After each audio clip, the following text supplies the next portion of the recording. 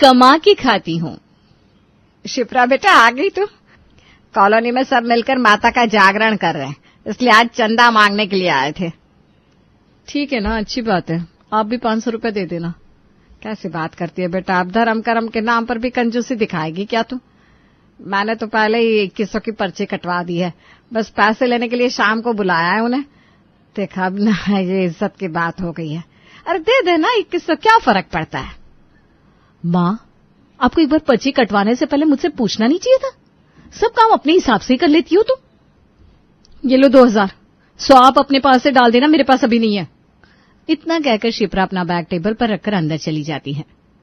पता नहीं क्या समस्या है इस लड़की की, हमेशा चिड़ी चिड़ी से रहती है, कभी सीधे मुंह से बात ही नहीं कर सकती।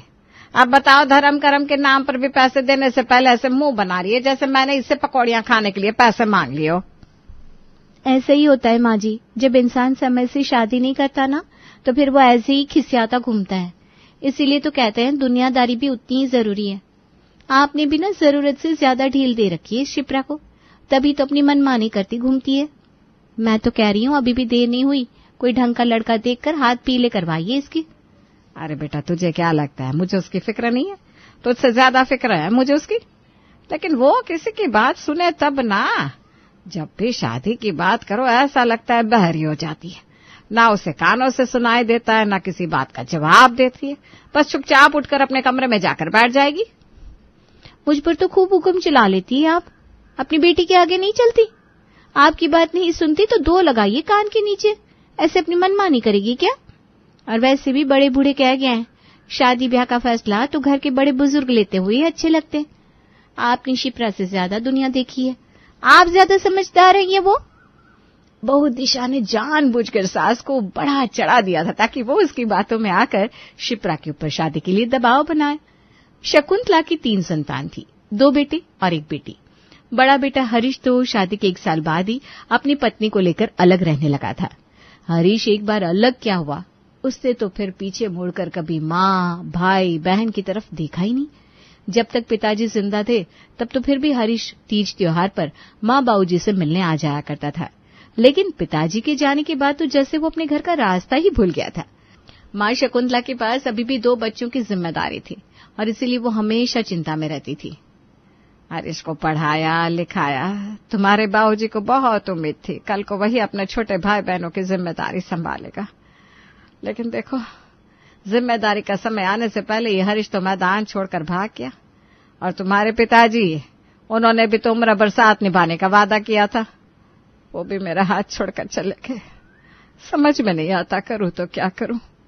आप क्यों चिंता करती हूँ माँ, सब हो जाएगा, तुम हिम्मत मत हारो। मैं पता करती हूँ कहीं पर पार्ट टाइम जॉब मिल जाए तो हमारी समस्या कुछ हद तक तो हल हो ही जाएगी। और फिर बहुत जल्द भैया की भी जॉब लगने वाली है, उनकी पढ़ाई भी तो पूरी हो गई है ना। पापा नहीं रहे तो क्या हुआ, अब घर की जिम्मेदारी हम दोनों भाई बहन की है, हम मिलजुल कर सब संभाल लेंगे। शिप्रा की बात सुनकर माँ शकुंतला को थोड़ी हिम्मत तो बंध ही गई थी। शिप्रा बहुत प्रयास करती है और फिर उसे एक कंप्यूटर सिखाने वाले इंस्टीट्यूट में पार्ट टाइम जॉब मिल जाती है। तनख्वाह थोड़ी कम थी, लेकिन इस समय छोटी सी रकम भी उनके लिए बहुत बड़ी मदद साबित होने वाली थी, इसलिए ज्यादा सोचे बिना शिप्रा वो नौकरी करने लगती है। शिप्रा का छोटा भाई जितेंद्र भी कॉलेज खत्म करने के बाद लगातार नौकरी तलाश कर रहा था।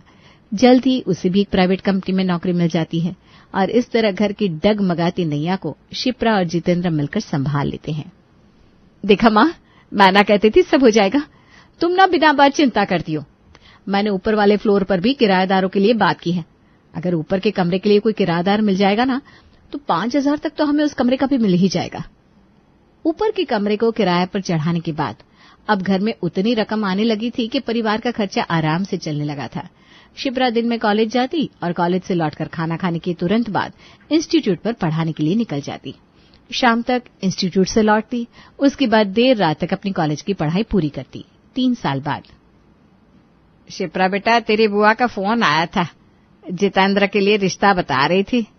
वैसे तो उम्र में तुझसे वो बड़ा ही है, लेकिन मैंने साफ बोल दिया अभी मैं जितेंद्र की शादी नहीं करने वाली।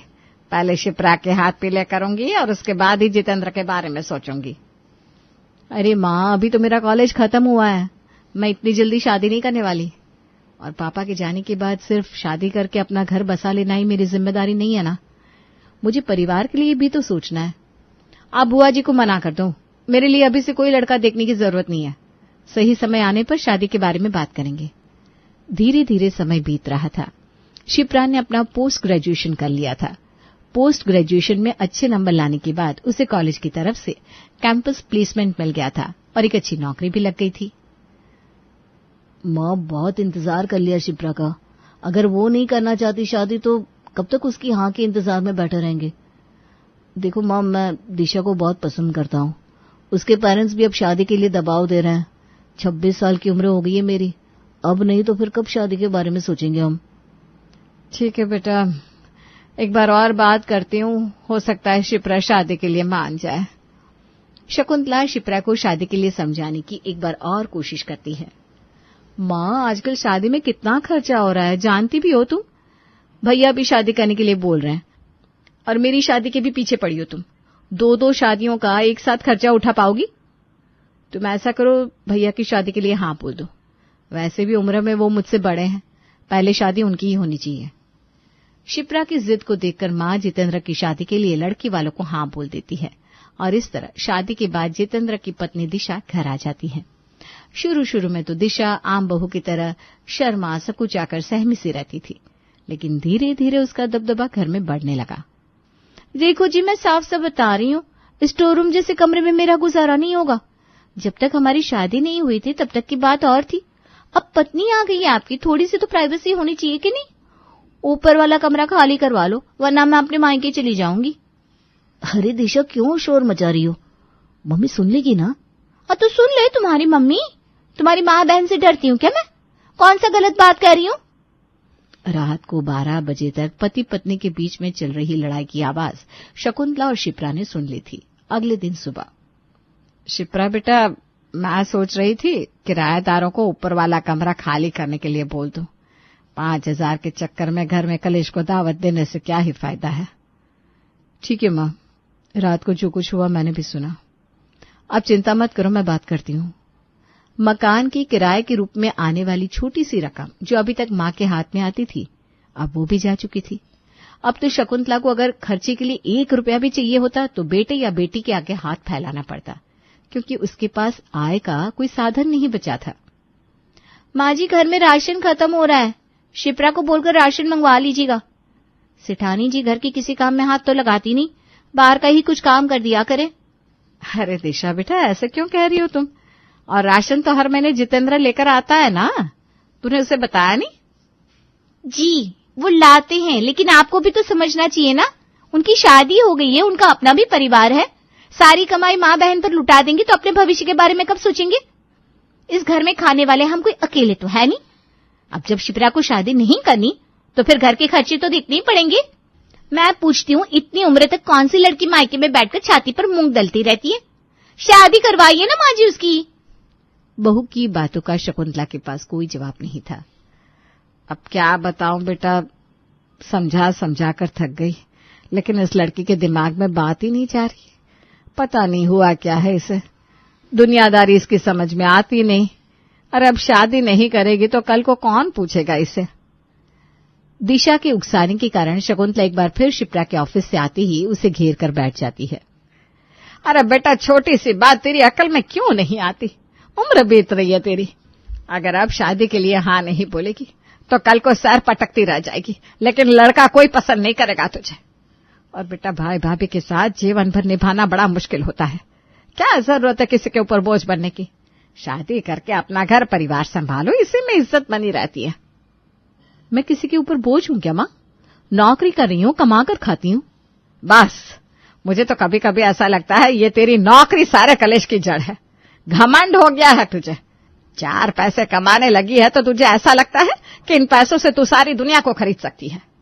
बेटा, रुपया पैसा अपनी जगह है, लेकिन दुनियादारी निभाने के अपने कुछ तौर तरीके भी होते हैं। तेरी भाभी को तेरी वजह से घर में राशन लाने में भी दिक्कत हो रही है।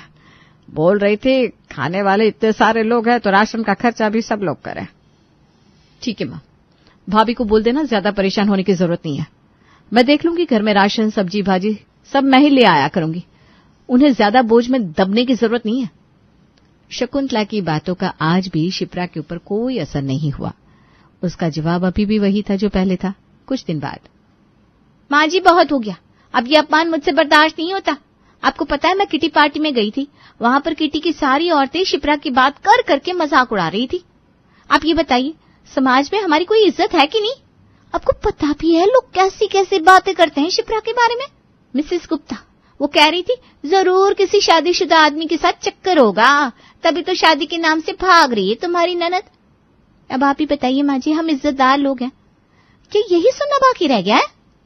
बिल्कुल ठीक कह रही है दिशा, मैं तो साफ साफ बोल रहा हूँ, मैं सारी जिंदगी की जिम्मेदारी का बोझ उठाने वाला नहीं हूँ। अरे भाई, हम अपना परिवार देखेंगे या बस इसी चक्कर में लगे रहेंगे? आपको पता भी है, कहीं शादी पार्टी में चले जाओ, रिश्तेदारी में कोई मिल जाए, हर कोई सबसे पहले यही पूछता है, शिप्रा की शादी क्यों नहीं हो रही? अरे आप ही बताओ, किस किस को समझाते फिर हम लोग?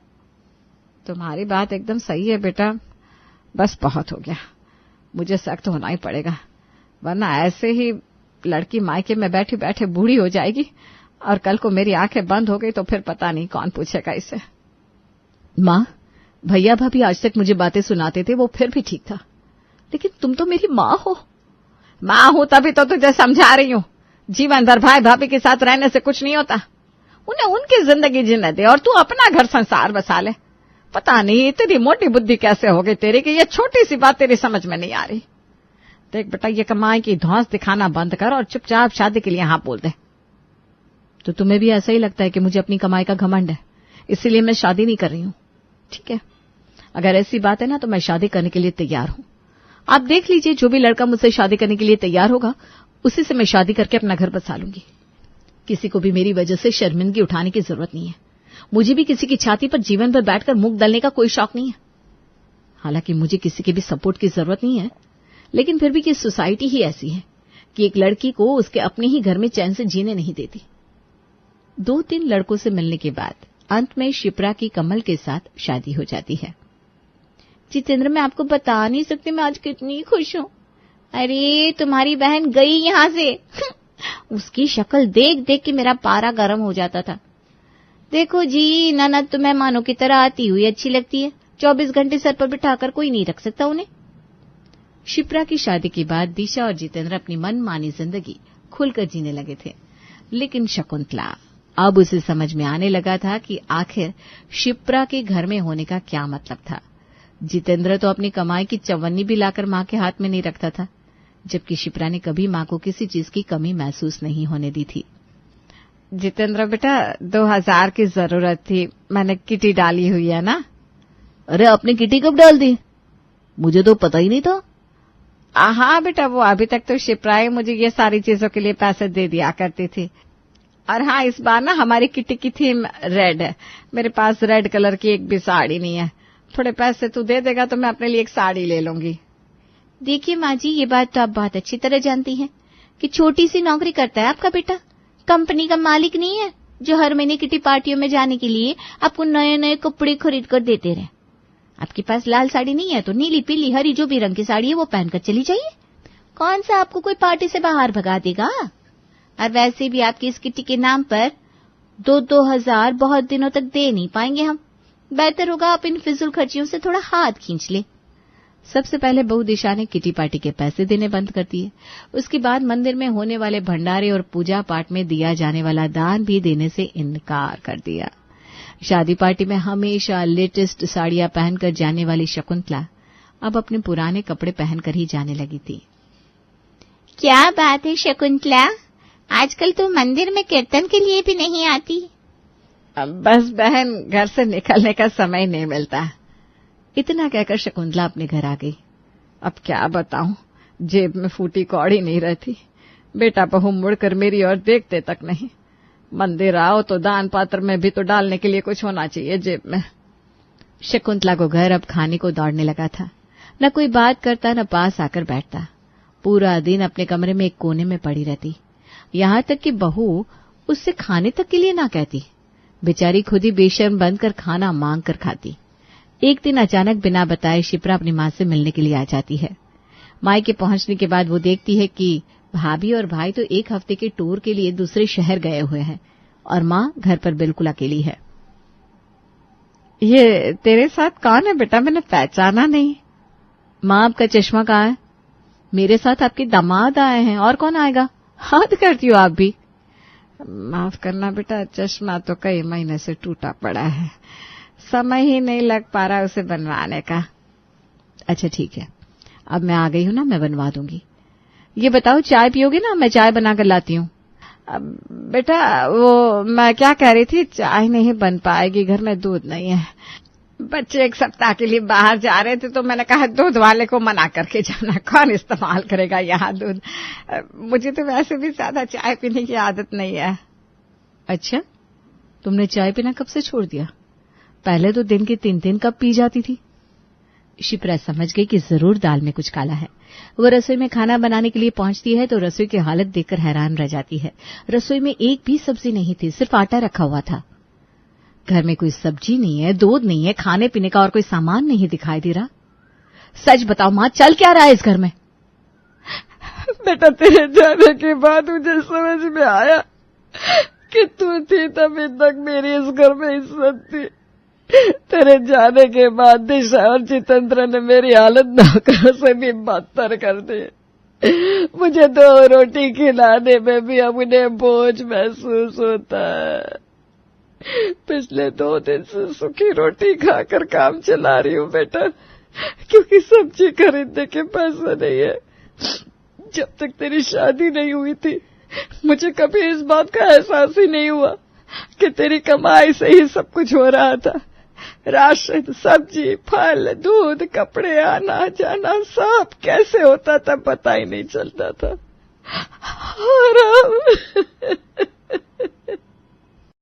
अब तुम्हें समझ में आया माँ कि मैं आखिर शादी क्यों नहीं करना चाहती थी। तुम्हें अपने बेटे और बहू के ऊपर अंधा विश्वास था, लेकिन मैं तो बहुत पहले सच्चाई देख चुकी थी।